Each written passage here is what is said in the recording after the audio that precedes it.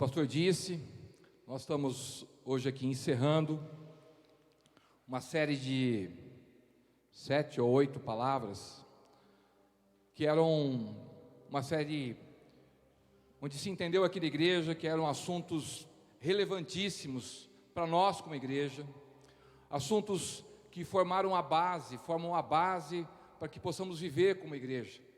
Falamos aqui, talvez não nessa ordem, mas do Evangelho do Reino de Deus. Depois falamos de um Espírito Santo que vem e implanta em nós esse reino. E aí então nós vamos vivendo como igreja, como templo, como família, que cuida uns dos outros. Falamos depois aqui sobre o exercício nesta igreja do sacerdócio. Somos uma geração de sacerdotes. Essa geração que vai implantando então esse reino, essa geração que um dia vai ressuscitar, e aí passaremos a eternidade com o Senhor, governando com Ele. Amém? Somos essa geração, somos esta igreja que cuida uns dos outros, essa geração de sacerdotes, e que tem a consciência deste reino implantado em nós, e passaremos juntos a eternidade. E hoje eu trago então o último tema desta série. E o tema, ele passa por uma pergunta. A pergunta muito importante. A questão que eu trago aqui hoje, que nós vamos responder juntos é: quem é Deus? Se perguntarem para nós, olha, você crê em Deus? Você crê em Deus? Amém? E se alguém perguntar para você, então, quem é Deus? Qual seria a resposta que você daria? Quem é Deus? A resposta que eu e você vamos dar a esta pergunta de quem é Deus vai determinar exatamente quem nós somos, porque a palavra nos diz que nós somos a imagem e semelhança de Deus, amém? Então a compreensão de quem Deus é vai determinar para nós a compreensão de quem nós somos em Deus e a maneira com que nós enxergamos o mundo, a maneira com que a ótica em que nós vamos olhar o mundo, em que nós olhamos o mundo, passa pela resposta a esta questão: quem é Deus? E nós vamos responder essa questão juntos aqui hoje. E eu quero já dar um spoiler, já falar um pouquinho do final. Quero te dizer que Deus é Pai. Deus é Pai. Deus é Pai. De todas as maneiras em que Deus se apresenta, eu quero aqui colocar para hoje, para nós, a maneira mais importante é que Ele é Pai. Basta lá olharmos o texto de Mateus 6:9, quando Jesus vai nos ensinar a ir para o secreto. Ele não fala, Ele nos orienta na nossa oração como é que nós temos que nos relacionar com Deus. Ele não diz, olha Deus, o Senhor, o Rei, Deus de justiça. Ele nos ensina, quando nós vamos para o secreto, quando nós vamos orar, quando nós vamos falar com Ele, Ele diz, fale com Ele, Pai nosso. Você pode repetir comigo, Deus é meu Pai. Esta é a maneira que nós precisamos entender, compreender quem é Deus. Deus é Pai. Só que tem uma questão importante. Quando a gente vem e diz, Deus é Pai, essa palavra que entra ao meu e ao seu coração, entra pelos nossos ouvidos, essa palavra Pai ressoa para mim e para você com algum significado. Não é assim, a gente vem para a igreja, a gente gosta do louvor, ou nós vamos para uma reunião de conexão, da célula, a gente gosta da palavra, nós vamos ser envolvidos pela palavra, e aí então nós queremos nos render ao Senhor, nós aceitamos Jesus Cristo como nosso Senhor e Salvador, e alguém diz para nós: puxa, Deus é seu Pai, e nós iniciamos essa caminhada com Deus, mas a nossa mente, ela liga a palavra Pai a uma situação ou a alguém. O tema que nós vamos falar hoje é paternidade. O tema da nossa palavra de hoje é paternidade. Nós vamos para o texto. O texto está lá se você puder abrir sua Bíblia, em Romanos 8, 14 e 17. A gente tem esse texto aqui, Romanos 8, 14 e 17, está legível aí para vocês? Amém? Só um recadinho aos líderes de conexão, nós vamos ter aqui hoje só os textos e uma imagem, mas não se preocupem, vocês vão receber o material completo lá no grupo dos líderes. Muito bem, vamos para o texto. Romanos 8, 14 e 17. Paulo, quando escreveu aos Romanos, diz: porque os que são guiados pelo Espírito de Deus são filhos de Deus. Vocês não receberam um espírito que os escraviza para novamente temer, mas receberam o Espírito que os adota como filhos, por meio do qual clamamos: Abba, Pai. O próprio Espírito testemunha ao nosso espírito que somos filhos de Deus. Se somos filhos, então somos herdeiros, herdeiros de Deus e co-herdeiros com Cristo, se de fato participamos com os seus sofrimentos, para que também participemos da sua glória. Somos filhos e herdeiros. Essa palavra vem nos dizer, Paulo nos mostra, e olha como ele vem dizendo, se o Espírito é colocado em nós, se o Espírito Santo, ele está falando aqui sobre o Espírito Santo, o selo é colocado em nós, nós somos então adotados como filhos, e como filhos temos uma herança. E o nosso Espírito testifica com o Espírito de Deus que somos filhos. E clamamos então: Abba, Pai. A palavra Abba, nós sabemos, já conhecemos, é paizinho, uma maneira carinhosa, uma maneira quase que infantil de falar: Abba, Pai. É dessa maneira em que o nosso espírito clama ao Senhor. Mas como eu estava dizendo, quando nós falamos e dizemos aqui: olha, Deus é seu Pai, quando nós respondemos a pergunta, Deus é Pai, quando esse som entra nos nossos ouvidos, logo uma imagem vem à minha mente e à sua mente. De maneira consciente ou inconsciente, de maneira mais intensa ou menos intensa, o nosso cérebro traz uma imagem do nosso Pai terreno.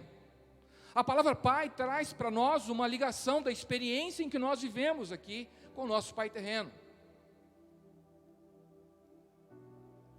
E a questão é que nós vivemos uma geração de um grande problema de orfandade. O pastor Lucinho Barreto é um pastor com mais de 30 anos de vivência pastoral, pastor lá da igreja Lagoinha, tem um trabalho muito grande com jovens, mas hoje já num trabalho mais direcionado lá com a igreja. Mas depois de 30 anos trabalhando com jovens, ele tem um relato impressionante. Quando chegou às minhas mãos esse relato, eu compartilhei com o pastor, um relato impressionante da sua vivência desses 30 anos. Ele disse que ele trabalhou com jovens lá, já atendeu muitos jovens, e ele então vem relatando que ele já enfrentou todo tipo de situação, jovens com depressão profunda, ou que se cortam, ou que têm problemas com prostituição severo, problemas, todo tipo de deturpação da sua sexualidade, com depressão profunda. E aí então ele diz que ele vai mexendo nisso, quando ele vai atendendo, começa a mexer a raiz de todas essas coisas, vai mexendo, vai aprofundando, e lá no fundo, na base, está a relação com o Pai. A grande crise, ele diz isso, a grande crise da humanidade não é a relação com a mãe. A grande crise da humanidade é a relação com o pai. E nós vivemos essa crise de orfandade. Nós precisamos entender que isso mexe conosco, que isso mexe com a nossa alma, que isso mexe com a nossa maneira de enxergar a vida, mas a maneira com que nós vamos conceber a palavra que Deus é nosso Pai. Não tem como dissociar uma coisa a outra. Você pode dizer, não, mas eu já fui tratado disso há muito tempo, eu já compreendi, tenho maturidade para isso. As igrejas que trataram desse assunto, que mexeram nesse assunto, que enfrentaram esse assunto, tem relatos de um avivamento profundo, porque decidiram enfrentar e tratar a questão da paternidade a partir de um problema da relação que sempre tem entre pais e filhos. Eu quero te dizer que Deus é Pai, mas não é como o meu e o seu Pai. Não é como o Pai terreno. O Pai terreno, nós que somos pais, somos falhos. Nós que somos pais, temos inúmeras falhas. Não sei você, eu sou pai de 3 filhos e cometi inúmeras falhas. O Pai terreno, nós temos problemas e precisamos enfrentar isso. Precisamos enfrentar isso para que essa palavra Pai soe para mim e para você, Deus, de maneira correta, adequada, e retirar toda deturpação da minha compreensão e da sua compreensão de quem é Deus, para que nós possamos viver uma vida profunda com Ele, para que possamos tirar as amarras da nossa relação com Ele.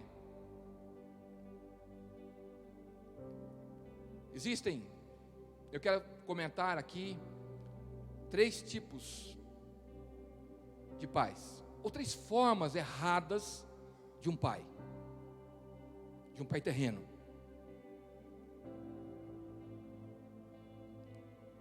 Há pais autoritários, extremamente autoritários. Sabe aquele tipo de pai que só chama o nome do filho para dar uma bronca?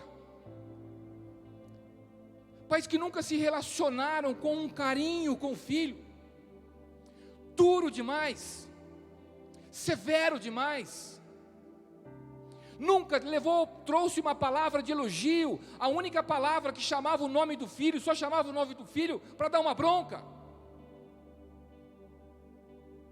Ei, José, olha o que você fez aqui.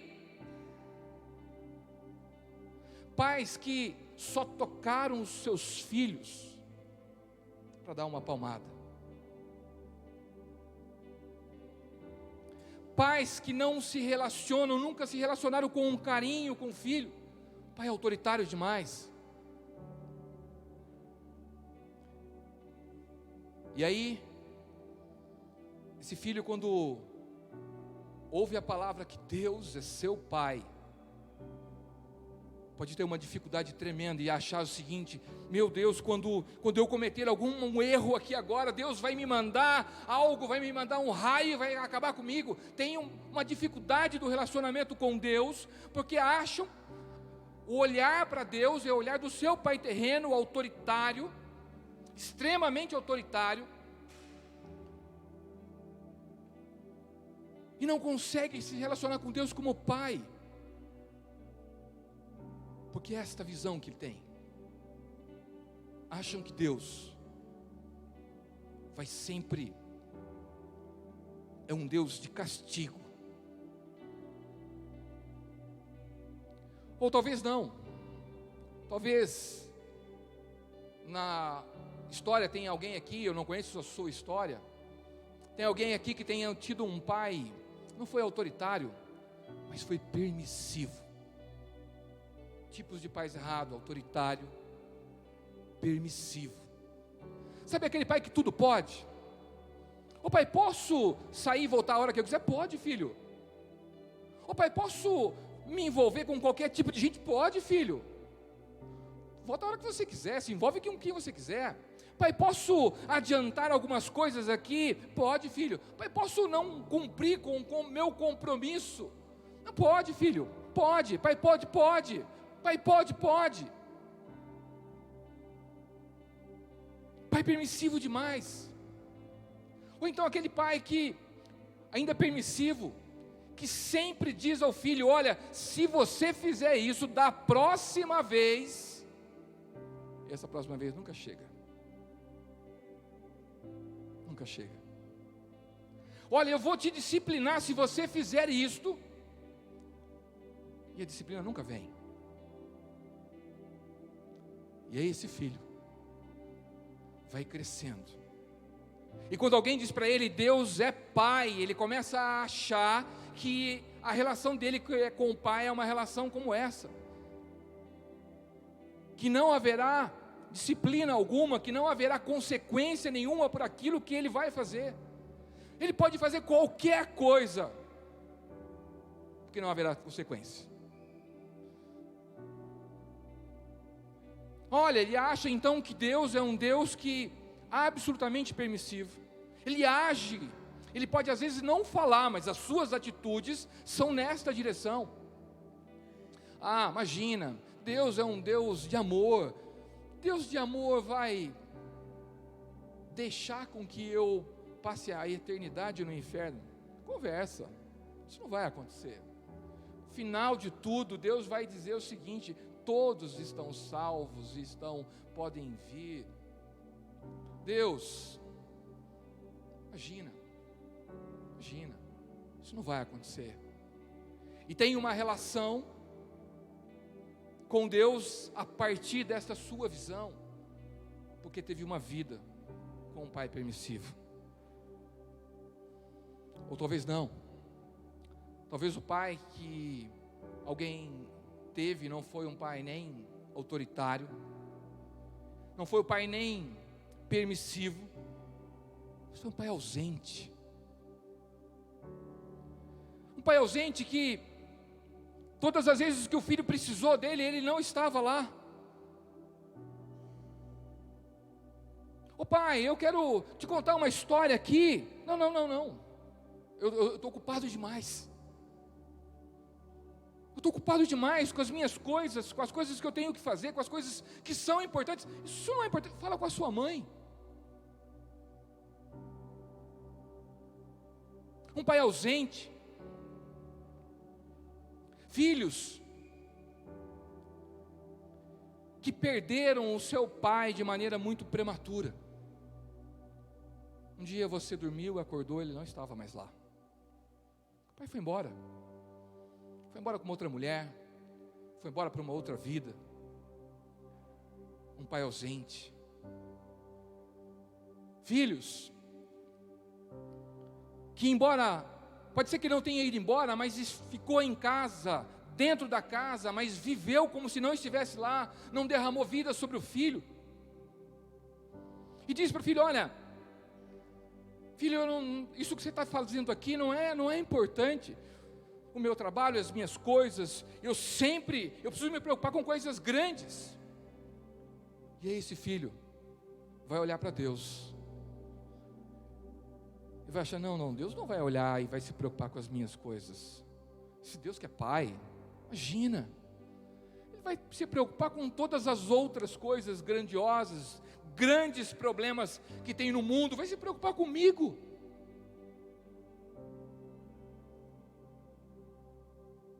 Deus é pai, mas não como nosso pai terreno. Nós precisamos enfrentar essa situação, nós precisamos tratar disso. Queridos, você que é pai, deixa eu te falar uma coisa, eu não vim aqui para apontar o dedo para você, mas a sua atuação como pai, com os nossos filhos, pode determinar a maneira com que nossos filhos vão enxergar Deus, a maneira com que a visão que ele enxerga Deus e a visão de vida dele, a minha, a sua postura como pais, pode determinar a eternidade dos nossos filhos. Nós precisamos enfrentar e corrigir isso. E como eu disse, eu não vim apontar o dedo para ninguém. Eu disse para vocês, eu sou pai de 3 filhos. E para falar a verdade para você, eu acho que em algum momento da minha vida, ou em momentos diferentes da minha vida, eu já passei por esses 3 tipos de pai: autoritário, permissivo e ausente. Recentemente, coisa de menos de um ano, sendo ministrado, orientado, eu me dei conta dessa situação. Eu me dei conta disso, da minha condição. E aí, o que fazer? O que fazer? Eu botei todo mundo na sala de casa, só não estava a Bianca porque estava fora. Coloquei todo mundo, a esposa na sala de casa, coloquei todo mundo lá. Vomitei tudo aquilo que o Senhor tinha colocado ao meu coração, tudo aquilo que eu sentia no meu coração, que estava revelado a mim, das minhas falhas como pai, de um pai que já foi autoritário, de um pai que já foi permissivo, e muitas vezes ausente. A cada um dos filhos, eu fui dizendo por nome e fatos. Era este fato aqui, que eu fiz, e que hoje eu sei, eu reconheço, que foi um erro meu. Foi uma choradeira só, mas nós saímos de lá perdoados. Nós saímos de lá restaurados. Perfeitos? Longe disso. É preciso enfrentar. Eu quero estimular você que é pai, a deixar o Espírito Santo de Deus trabalhar em você. Há sempre o que melhorar, há sempre o que ajustar. O Senhor quer tratar da minha vida e da sua vida também. O Senhor quer resolver essa questão da paternidade, porque nós precisamos como igreja avançar.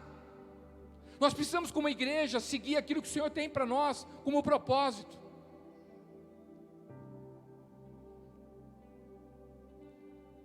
Mas se você não é pai, filhos, todos nós somos, amém? Essa imagem que você está vendo aí, é a imagem da mão de um filho e de um pai. Eu, além de ser pai, também sou filho. Meu pai foi um homem que teve 12 filhos, cuidou dos 12 filhos, educou, orientou, um homem forte, um homem que nos ensinou muita coisa. Mas ao final da sua vida, ele adoeceu. E aí então nós nos revezávamos, os filhos, para dormir com ele. A mão de baixo é dele e a de cima é minha. Nós passávamos a noite com ele. Ele já estava doente, tinha dificuldade para dormir. Então nós passávamos a noite não só para dormir com ele, era um tempo longo. Quem já passou a noite com alguém que não consegue dormir, sabe que as horas são longas. Eu tirei essa foto num dia em que eu estava lá com ele, que foi um dia profundo, e como filho, meu pai me ensinou muitas coisas, e eu sou quem eu sou hoje, muito daquilo que ele me ensinou, me orientou, mas como pai, como homem, teve falhas. E nesse dia nós pudemos tratar de muitas dessas questões, enfrentar questões, poder falar com ele de algumas frustrações que tinha com o filho, ele falar comigo, nós tratamos, conversamos, um pouco choramos, um pouco rimos, e tratamos a nossa relação de pai e filho.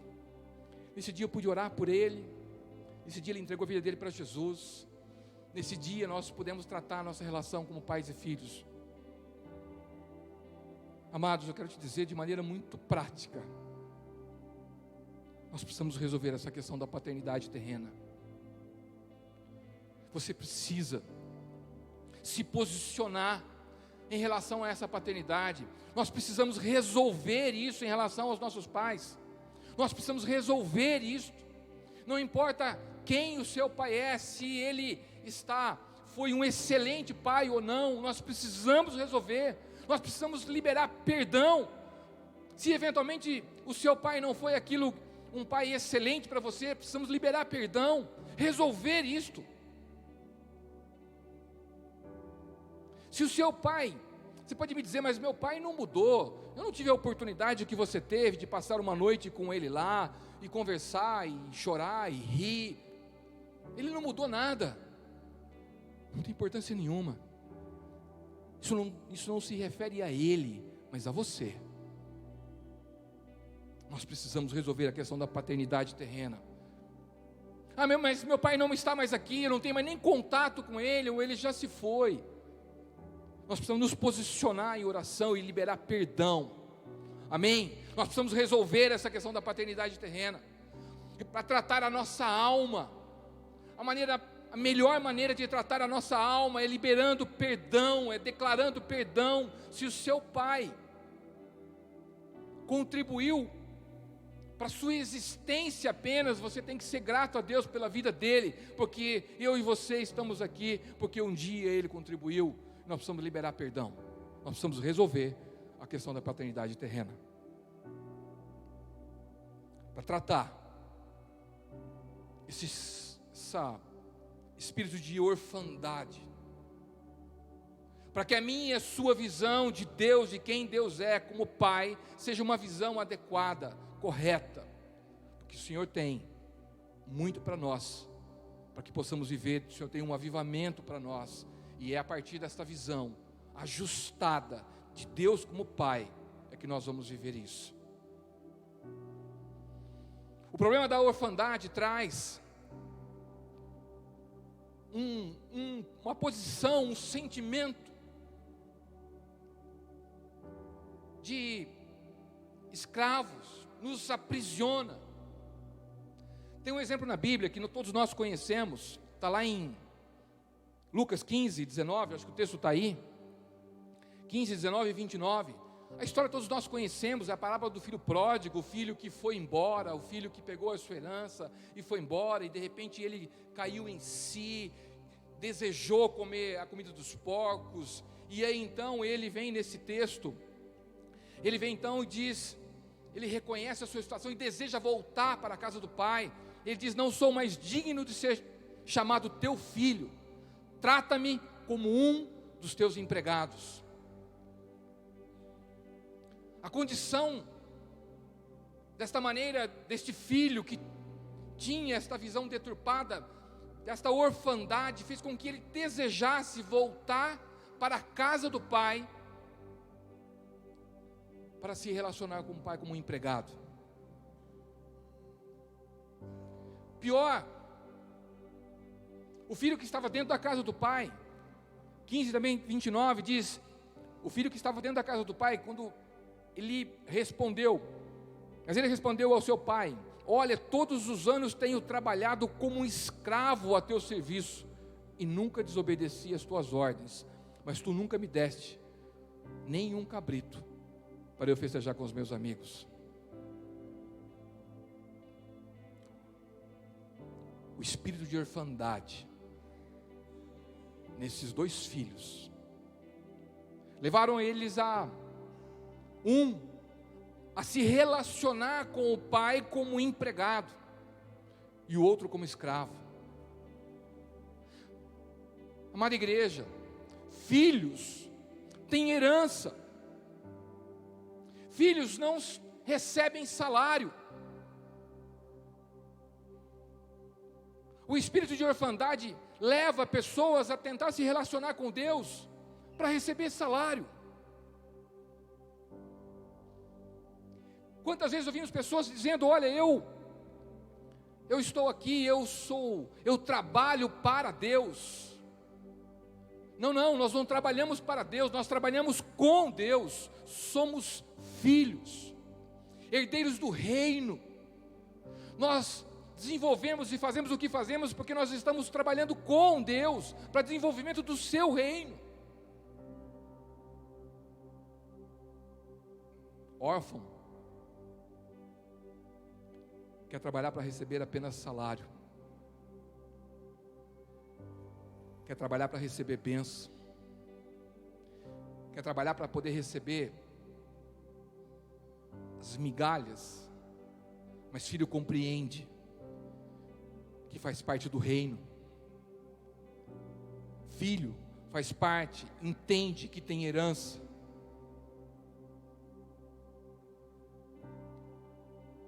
Nós precisamos mandar embora esse sentimento de orfandade.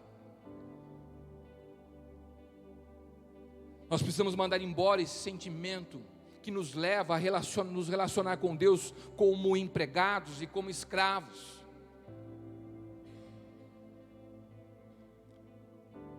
Esse sentimento de escravo e de empregado provoca em nós algumas situações. Eu quero falar com vocês sobre 5 características. 5 características de quem se relaciona com Deus como escravo e como empregado. Sabe, é muito triste manter essa situação, manter essa condição. E eu quero colocar essas 5 características, e aí nós vamos caminhando, já para, depois delas, de falar delas para o final. 5 características de quem é órfão. E a partir dessas 5 características, eu quero te falar o que é a resposta de Deus para cada uma delas. Órfão. Primeira, órfão não tem destino, não tem identidade. Órfão tem problemas sérios com a sua identidade. Órfão tem dificuldade de compreender propósito e destino. Órfão não se sente amado. Mas Deus é um Deus de amor, é Ele que nos recebe como filhos e nos dá destino. Pai dá destino, Pai dá amor.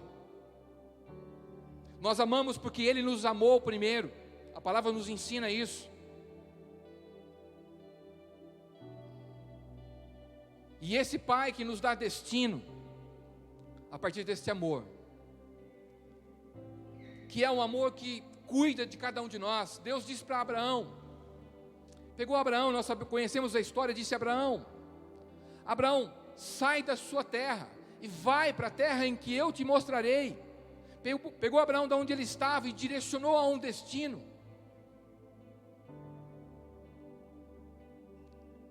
É um Deus de amor. Agora, qual é a concepção de amor em que nós temos?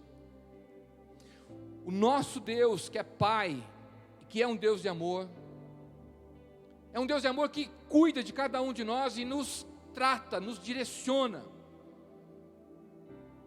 Temos o exemplo também de Abraão. Deus diz para Abraão: Abraão, pega seu filho Isaque, a quem você ama, e levou para fazer o quê? Para o sacrifício. Pai, o amor de pai dá destino. O amor de pai direciona, dá maturidade. Mãe, fica dando cuidadozinho. Pai dá destino. Eu me lembro quando nossa filha mais velha, Bianca, disse: olha, eu quero estudar. Ela foi aprovada para estudar longe, fora daqui. O desespero da Milene, o quanto ela chorou.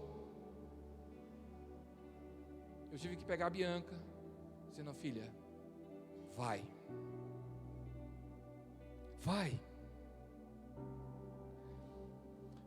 Pai nos dá direção para onde ir, este é o papel. E o nosso Deus nos dá direção, nos dá destino. Abraão, quando pegou Isaque, levou Isaque para ser sacrificado. O que o Senhor quer fazer com cada um de nós, nos levar a essa maturidade. Deus quer nos levar a compreender este amor maduro. Deus quer nos tirar do mimimi, do colo, para nos levar a viver esta maturidade com Ele. A segunda característica de quem vive em orfandade é que o órfão sempre se sente deslocado. Sempre há no órfão um sentimento de que não pertence. Ah, não, eu não pertenço a esta igreja. Ah, não, ninguém aqui olha para mim direito. Órfão tem um sentimento de todo lugar em que ele está, ele não pertence àquele lugar. Órfão olha os lugares como se ele não pertencesse àquela família. Mas Deus é abrigo e proteção. Deus é o nosso lugar seguro. Aqueles que estão em Deus têm a compreensão exata que pertencem à família. Terceira característica de quem é órfão. Órfão tem fome emocional. Órfão tem necessidade de elogio o tempo todo.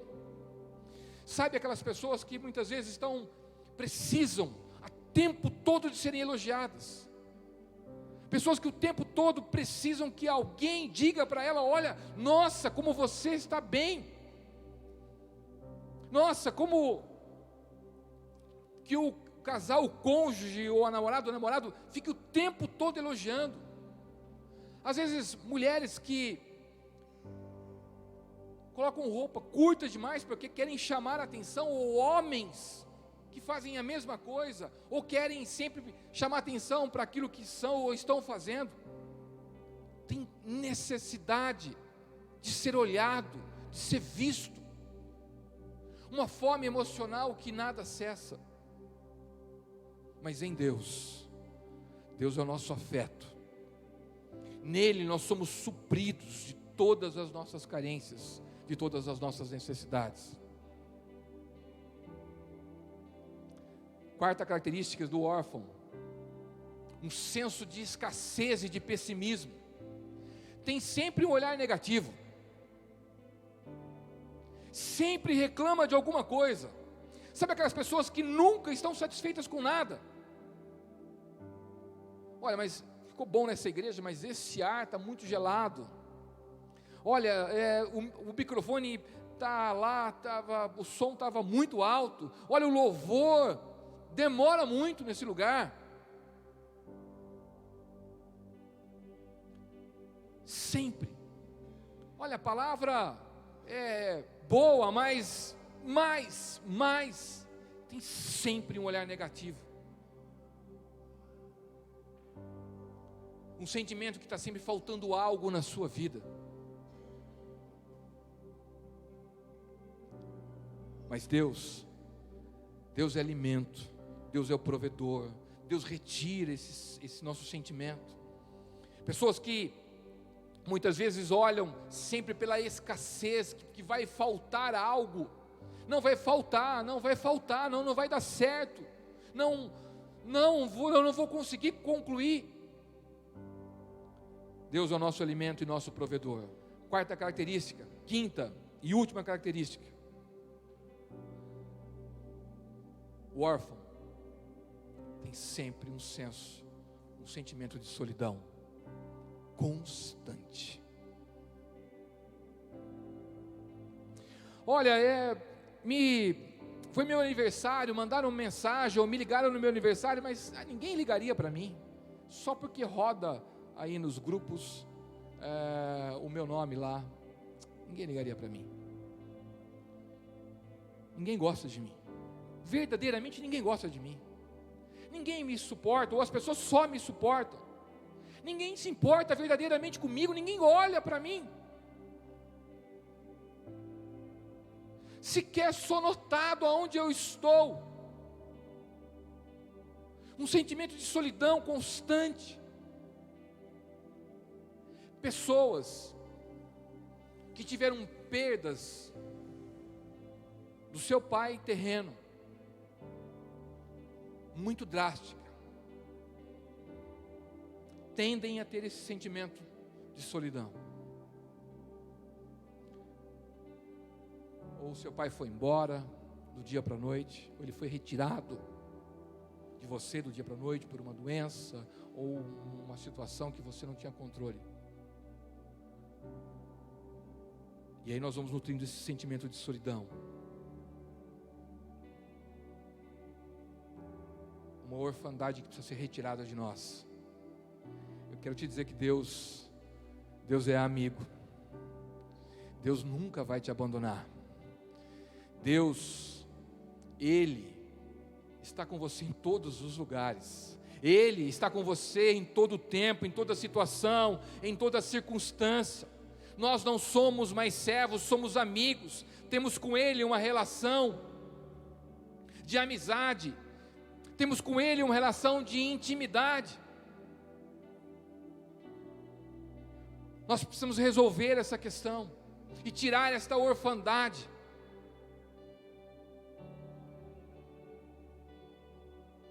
Deus tem para mim e para você um novo tempo. Deus tem para mim e para você uma história nova, e nós precisamos resolver essa questão da paternidade. Deus é nosso amigo. Queridos, nós estamos caminhando para o final.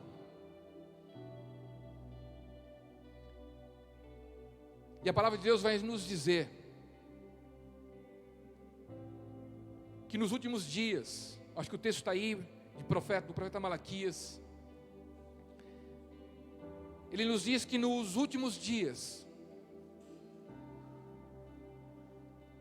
o último avivamento em que nós seremos é um avivamento de paternidade.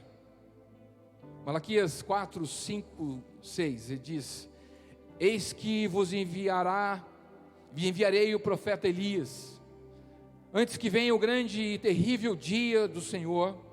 Ele converterá o coração dos pais aos filhos, e o coração dos filhos aos pais. A promessa é que o último avivamento será de paternidade. A última conversão, o último ajuste de Deus para cada um de nós será um ajuste de paternidade. Deus quer ajustar na minha e na sua vida essa questão da paternidade.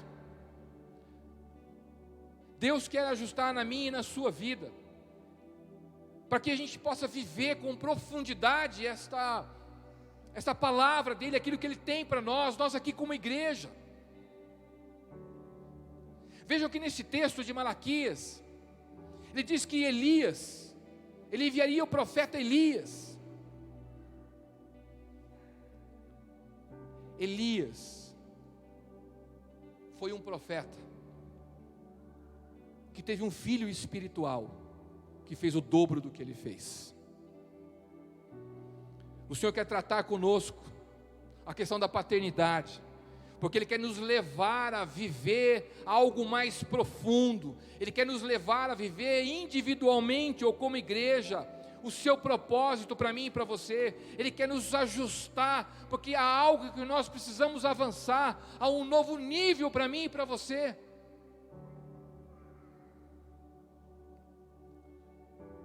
João Batista veio na unção de Elias, e ele disse que eu não sou digno de desatar as sandálias daquele que virá após mim, Jesus. Jesus veio, nos ensinou, nos direcionou e disse que nós faríamos obras ainda maiores que a dele. Nós precisamos de um avivamento de paternidade, porque o Senhor quer nos levar a viver com profundidade o seu propósito.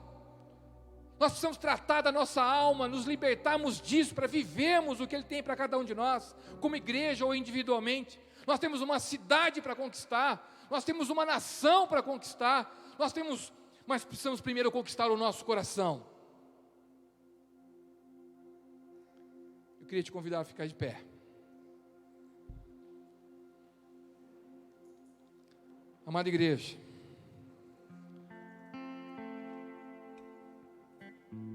nós temos um Deus que é Pai.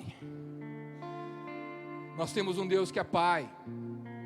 E nós precisamos expulsar da nossa alma, tratar a nossa alma, todo sentimento de orfandade, toda ferida de orfandade, toda condição de empregado e de escravo, porque eu e você somos herdeiros do reino.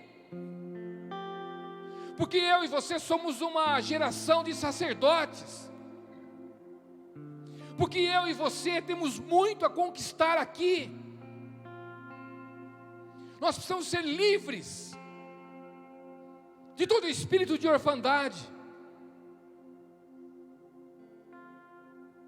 Muita coisa na minha vida e na sua vida vai destravar. Muita coisa vai destravar. Coisas que você desejou viver e que ainda não está vivendo. Coisa que eu e você temos sonhado e ainda não estamos vivendo, porque nós precisamos tratar da nossa relação de paternidade. Eu queria te convidar. O pessoal do louvor vai cantar uma canção e você aí no seu lugar. No seu lugar eu queria que você, conforme eles fossem cantando essa canção, que você fechasse os seus olhos, que você deixe o Espírito Santo de Deus tratar do seu coração, deixe o Espírito Santo de Deus te levar a se posicionar com o coração tratado, deixe Ele curar você. Não importa a experiência que você viveu até hoje, com o seu pai terreno, o Senhor vai tratar você, você precisa se posicionar e liberar perdão para Ele. Além disso, eu quero te orientar, a decisão é sua. Enquanto o louvor estiver tocando, que você se renda ao Espírito Santo. Deixe Ele te levar a este lugar mais profundo, para que Ele possa liberar para você destino, para que Ele possa liberar todos os projetos que Ele tem para a sua vida, porque aqui o Senhor hoje vai tratar a minha vida e a sua vida. Ele vai liberar para mim e para você, como igreja. Ele vai nos levar a um lugar mais profundo, Ele vai nos levar a esse nível mais profundo, mas só se você deixar. Nós somos o limite do Espírito Santo.